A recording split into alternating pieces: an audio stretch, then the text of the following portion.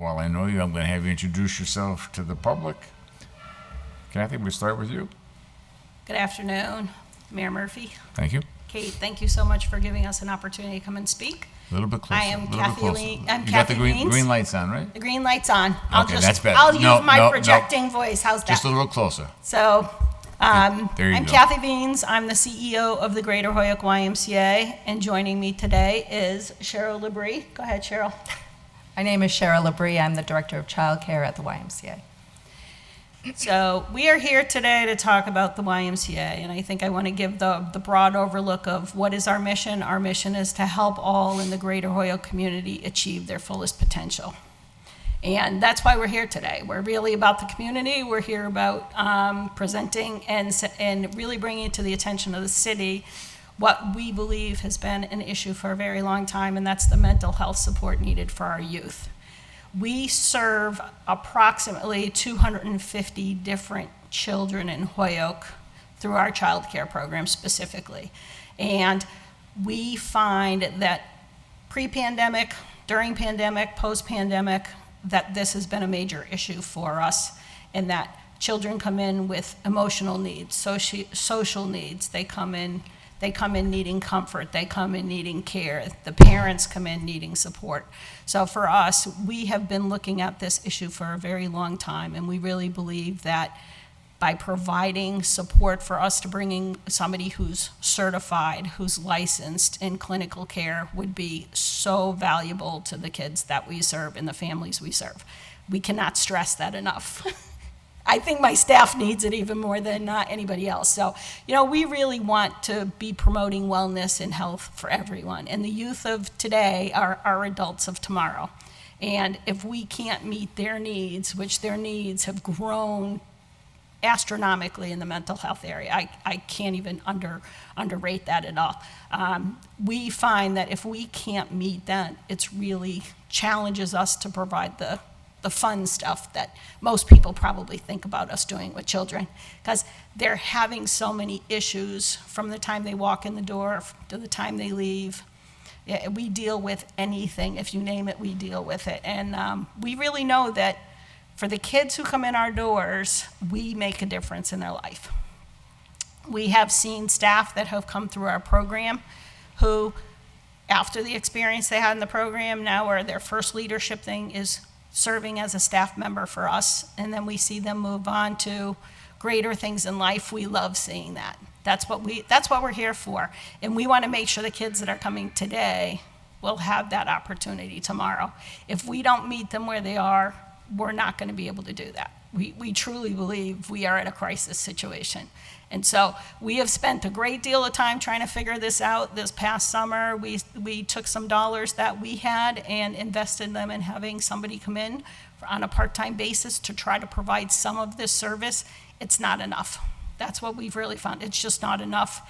And we want and need to be able to meet these people. We see ourselves as a partner to the youth, to the families, and even to other organizations in the city and in other serving groups. And I know Cheryl doesn't necessarily really want to talk, but she really is the one that day after day after day on a minute-by-minute basis deals with this. So I'm going to force her to be part of this conversation because I think it's important people hear directly from the person who sees these kids and families every day. Sounds good. Cheryl? Like Kathy said, we serve almost 300 children on a yearly basis, ages 2 through 13. In the fall, we'll be adding a teen program as well. I think this is an opportunity for us to not only serve the kids in our program. I mean, we're very passionate about the health and well-being of every child that walks through our door, but also for the kids in this community. When I proposed this to Kathy, I envisioned us, again, not only serving the kids who walk through our doors, but to work with our community partners and really help serve a broader number of children, and families. For example, we work very closely with the Department of Children and Families. They refer a lot of children over to our child care programs. Every single one of those children are in some kind of counseling. So I think, again, this is an opportunity for us to work with them and work with our other community partners to serve more children in this community. Could you just go specifically, I know this is, I believe it's a 5-year request, It's correct? a 5-year request. Could you go specifically what you're looking to do in the first year and how much that first year is going to cost, and then obviously how it continues over the next few years? So all of the costs related to this are truly staff-driven. The Y is not put anything really infrastructurally into this at all. We're actually talking about how do we rearrange our facility so we can provide the space for somebody to come in and counsel. Our plan is truly to try to outsource this to a licensed organization and have them bring the clinician in and us reimburse them for that clinician's time. And if we're successful, we're hoping in 5 years, we're gonna be able to absorb this. If we feel the need is really there and we truly believe it at this point in time, can we absorb this into our normal operations after that point? So we are really seeking the support for the cost of the actual clinician that's 90% of our ask every year. And I assume you've reached out to agencies and potentially that you might work with and partner with? We have started conversations with River Valley Counseling. That's actually who is providing us the clinician at this point in time. We really would hope that we can partner with them. They're a local organization. They're the experts in Holyoke, and we'd like to use local people. I'm a true believer in support locally and do as much as we can locally. So we're not looking to become experts in this field. Our staff doesn't have that ability, but our staff absolutely needs that support to come from somewhere else, because we are trying to do mental health services without any training in it. So our hope too would be that this clinician can help train and educate our staff on some ways to deal with children as they see issues start to grow. So maybe we can prevent them from getting larger and larger and larger. Okay, and is there someone there part-time now from River Valley? Very part-time. For the summer, we had somebody come in a couple of hours a day, and they're coming 2 days a week. About 15 hours a week right now, but I can tell you it is a revolving door.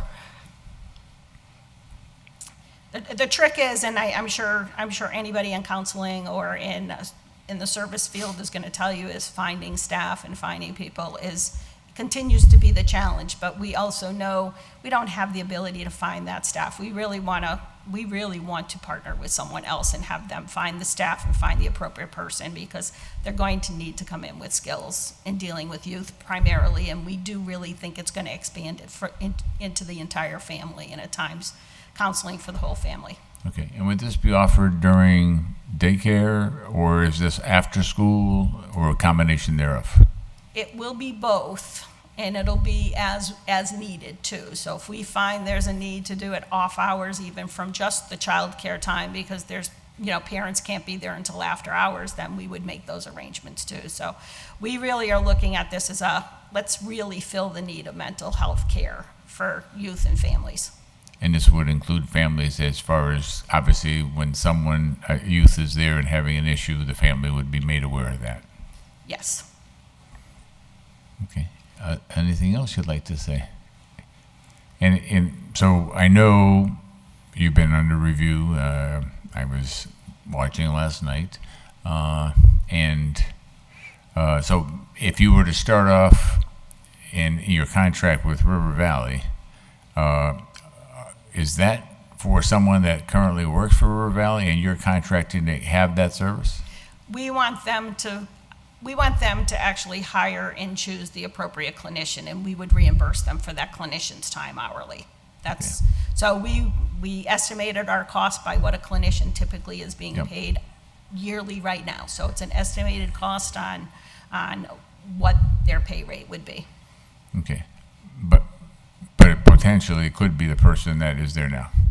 It could be. I'm not sure. You don't know. I don't know that one would match, to be honest with Okay. you, because I think they're doing a number of different sites at this point in time. I do think having the continuity of the same person would be huge, and that's why we're really looking at, we want to identify someone. And we'd prefer to have them hired by an outside group because they're going to know exactly what they need, where we may spend a lot of time trying to figure that out.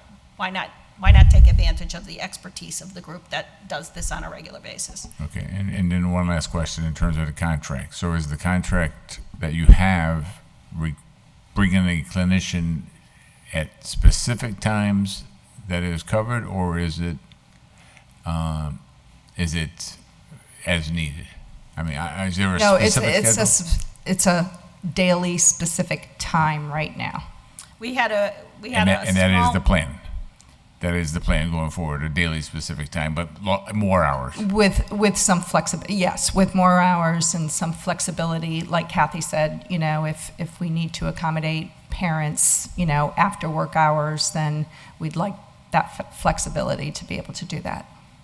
And currently, it truly is a short-term contract. We did a contract for 8 weeks. Mm-hmm. And we really didn't and don't at this point in time have funding identified to continue to support that. So it isn't that there's dollars sitting out there that we can tap into. And all of the people, maybe one wouldn't qualify, but all of the people we serve are low income, many minorities, especially here in Holyoke. Okay.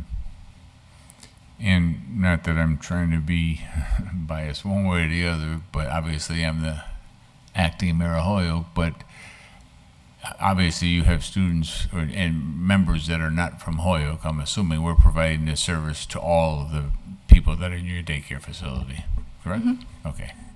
Yeah. The 230 are probably at the YMCA main site at some point throughout the year. There are people that we serve in South Hadley and stuff. We really are targeting this to at our facility on site. So we may need to do some adjustments with who's there, but really we know it's really the needs of Holyoke and it's the needs of Holyoke kids. We're not seeing the same level of need in the people we serve in South Hadley. And let me ask one other question, since obviously I know there's a lot of youth that come in that may not be fluent in English. Is that also, how do we deal with that? In regards to the mental health. Yeah, and working with the counselor and the family. Currently, we are working with 2 mental health counselors from River Valley, and one is bilingual. One out of the 2 is bilingual. Okay. Is that one of the requirements that you were hoping to have in terms of the next person? Yes. Okay. Absolutely. We know if it's going to be one individual, we need it to be bilingual. Okay. Anything else you'd like to add? Subtract? I think all we want to do is say thank you for the opportunity, and we hope that you see the value in this funding. I know that up to this point, the conversations, people have understood the needs of the mental health in the city and have been supporting this. I would trust that you see those same needs and understand that we're going to use these dollars well, and they're going to go to immediate use to citizens of Holyoke. Okay. Well, we appreciate the proposal. We appreciate your interest in what you've done for the community and look forward to continuing the partnership. As you know, there's a lot of, as you've heard me say, I've got $99 million of requests for $13 million. So I'm going to do all I can to try to make sure that we get the maximum benefit with those dollars. So, but I do appreciate it. Thank you. And we weren't that intimidating. Thank you very much. We appreciate your time. Thank you very Thank much. you. Have a wonderful day. You as well.